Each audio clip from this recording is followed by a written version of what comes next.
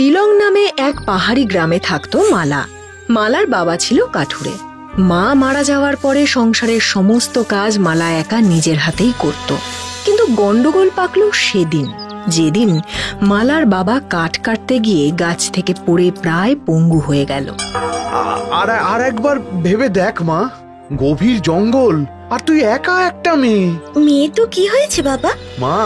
মা জঙ্গলে কত বিপদ ওত পেতে থাকে। বাবা, এখন আর ওসব ভাবলে আমাদের খাবার জুটবে না। জঙ্গল থেকে কাঠ কুড়িয়ে আনবো আমি, তাই বেচেই আমাদের সংসার চালাতে হবে বাবা। তুমি এসব নিয়ে একদম চিন্তা করো না। মালা কাঠ কুড়িয়ে সেই কাঠ বাজারে বেচে সংসার চালায়। কোনোদিন দুমুঠো জোটে তো কোনোদিন উপবাস। এদিকে ডাক্তার বলে গেছেন মালার বাবা একেবারে সুস্থ হয়ে যেত যদি বাবাকে বাইরের দেশে নিয়ে গিয়ে চিকিৎসা করা যেত। আচ্ছা বাবা, আমাদের যদি অনেক পয়সা থাকতো তো কি করতিস? তোমাকে বিদেশে নিয়ে গিয়ে সুস্থ করে আনতাম। অবুঝ মেয়ে আমার, ছেঁড়া কাঁথায় শুয়ে লাখ টাকার স্বপ্ন দেখছিস। বাবা, আমি আসছি। সাবধানে যাস মা। একদিন মালা কাঠ খুঁজে খুঁজে এক জায়গায় জড়ো করছে। হঠাৎ দেখে দূরে একটা গুহার মুখ থেকে কিছু মানুষ ঘোড়ায় চেপে বেরিয়ে যাচ্ছে। মালা তো অবাক হয়ে যায়। লোকগুলো চলে যেতে মালা চুপি চুপি এগিয়ে যায় গুহার দিকে। এটা কেমন হলো? গুহার মুখ তো বন্ধ, তাহলে ওরা এই গুহার মধ্যে থেকে বেরোলো কি করে? না, কিছু তো একটা ব্যাপার আছে। মালা একবার এদিকে ঠেলে একবার ওদিকে ঠেলে, কিন্তু কিছুতেই গুহার মুখ খোলে না। হঠাৎ এমন করতে করতেই মালার হাত পড়ে গুহার গায়ে একটা উঁচু হয়ে থাকা জায়গায়। ব্যাস, ঘর ঘর করে খুলে যায় গুহার মুখ। খুলেছে, খুলেছে। গুহার মধ্যে ধনরত্ন দেখে ছুটে যায় মালা, আর পিছনে ঘর ঘর শব্দ করে গুহার মুখ বন্ধ হয়ে যায়। কত মোহর, গয়না! তার মানে তো বাবার কাছে গল্পে শোনা আলী বাবার গুহা। এসব ডাকাতদের লুট করা সম্পত্তি। না না, এখান থেকে পালাতে হবে। মালা এবার যে দিক দিয়ে ঢুকেছিল সেদিকে দৌড়ে যায়, এদিক ওদিক ধাক্কা দেয়, কিন্তু গুহার মুখ খোলে না। এটা কি হলো? খুলছে না কেন? নিশ্চয়ই এখানেও কোনো বোতাম আছে, নাকি কোনো মন্ত্র, সেই আলী বাবার চিচিং ফাঁকের মতো। হায় হায়, কি হবে এখন? বাবা যে আমার পথ চেয়ে বসে আছে। বাবা গো, কি ভয়ঙ্কর! আমি এই মায়াবী গুহার পাহারাদার, তবে তোমার কোনো ক্ষতি করব না। আমি বেরোতে চাই, আমাকে বেরোনোর পথ বলে দাও। তা তো আর হবে না, তোমাকে এখানেই থাকতে হবে। কেন? আমি তোমার কোনো জিনিসে হাতও দিইনি। এই গুহায় খালি হাতে কেউ এলে সে আটকে যায়, আর বেরোতে পারে না। তাহলে ওরা বেরোলো কি করে? ওরা ডাকাতি করে সব সম্পদ এখানে রেখে যায়, তাই বেরোতে পারে। তাহলে এই যে ডাকাতি করে সব ধনরত্ন রেখে যাচ্ছে, এগুলো আর কোনোদিনও নিয়ে বেরোতে পারবে না? পারবে, পারবে। সমপরিমাণ ওজনের জিনিস রেখে সমপরিমাণ ওজনের জিনিস নিয়ে যেতে পারবে। বেশ, এই যে দৈত্য, আমি আমার জুতো রেখে যাচ্ছি, এবার আমাকে যেতে দাও। জুতো? হ্যাঁ, তোমার কথা মতো এটা আমি এনেছি, আর এটাই রেখে যাচ্ছি, পরিবর্তে কিছু নিচ্ছিও না। তাই তো ঠিকই বলেছ, যাও। মালার বুদ্ধির কাছে দৈত্য বোকা হয়ে যায় এবং বাধ্য হয়ে গুহার মুখ খুলে দেয়।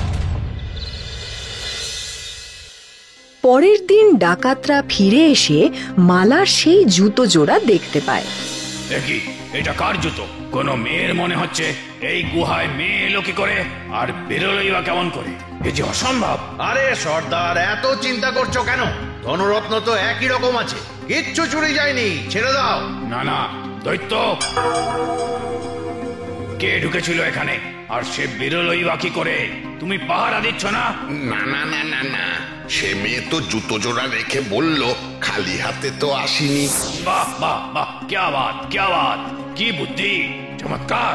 যে মেয়ের এমন বুদ্ধি, সে যে কোনো দিন এসে আমাদের সব সম্পদ উড়িয়ে নিয়ে চলে যাবে। একে খুঁজে বার করতেই হবে।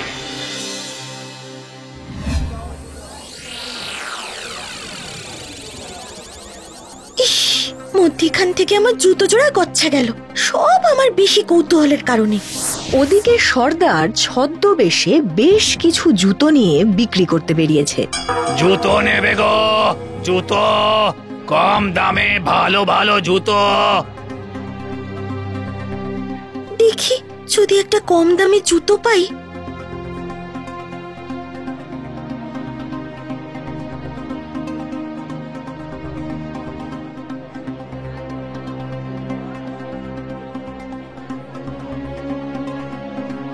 এটা কত গো?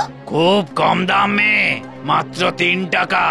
মালার চোখ পড়ে নিজের জুতো জোড়ার দিকে। আরে, এটা তো আমারই জুতো। হাত বাড়িয়ে নিতে যায় মালা, আবার হাত সরিয়ে নেয়। তার মানে কি এ সেই ডাকাতদের কেউ? সর্বনাশ, কি হবে এখন? পালাতে হবে, পালাতে হবে আমাকে।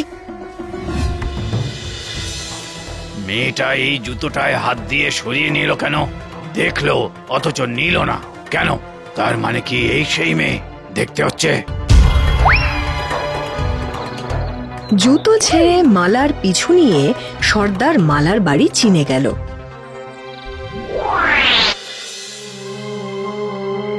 মালা বুঝলো আর তো রক্ষে নেই, যে করেই হোক পালাতে হবে। কিন্তু কি করে কি করে কি করে?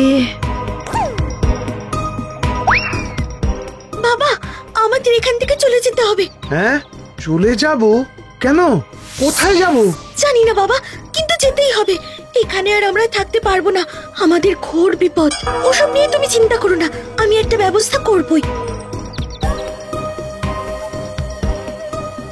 মালা তার বাবাকে খাইয়ে বেরিয়ে পড়ে জঙ্গলের দিকে। দূরে লুকিয়ে অপেক্ষা করে ডাকাতদের বেরিয়ে যাওয়ার। ডাকাতরা বেরিয়ে গেলে খুব সন্তর্পণে মালা গুহার দিকে এগিয়ে যায়। ও হাতে একটা পাথর তুলে নেয়, তারপর গুহার বোতাম টিপে ঢুকে যায় গুহার ভেতর। এ কি, তুই আবার এসেছিস? হ্যাঁ, তবে এবার শুধু হাতে আসিনি। এই দেখো। ও কি, পাথর নিয়ে এসেছিস কেন? কেন?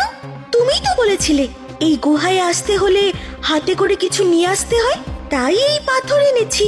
আর এই পাথরের সমান মাপের অর্থ আমি এখান থেকে নিয়ে যাব।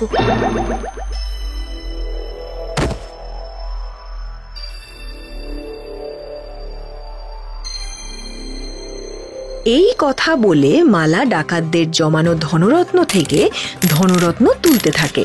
তাই তো, আমি তো আমার শর্ত অনুযায়ী ওকে বাধা দিতে পারি না।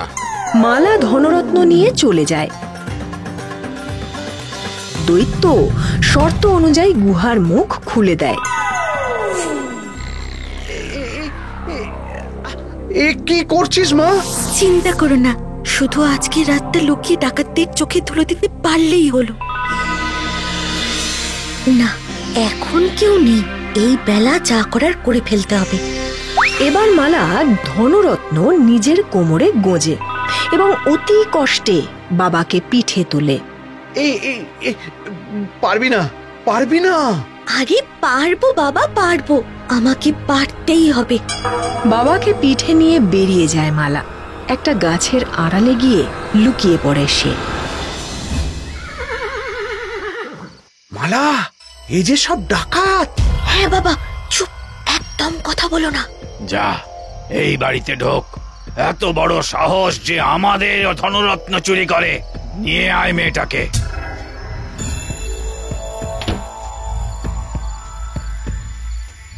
সর্দার, বাড়িতে কেউ নেই, পালিয়েছে, বাড়ি ফাঁকা।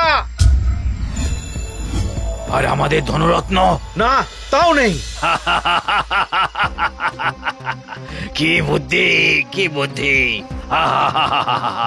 বুঝে দেখি চারপাশ, কত দূর আর পালাবে? না, বেশি তো নেয়নি, খুবই সামান্য। আর এমন তীক্ষ্ণ বুদ্ধি যে মেয়ের, সেই মেয়ের ওটা প্রাপ্য। চল, সব ফিরে চল। ডাকাতরা একে একে চলে গেলে মালা তার বাবাকে নিয়ে বেরিয়ে আসে। বাবা, আমরা কাল ভোরেই রওনা দেব। যে অর্থ পেয়েছি তোমাকে তাই দিয়েই সুস্থ করে তুলবো। তারপর আমরা অন্য কোথাও ঘর নিয়ে থাকবো। তুমি আগের মতো সুস্থভাবে হাঁটাচলা করবে, কাঠ কাটবে, আর আমি ঘরের কাজ করব।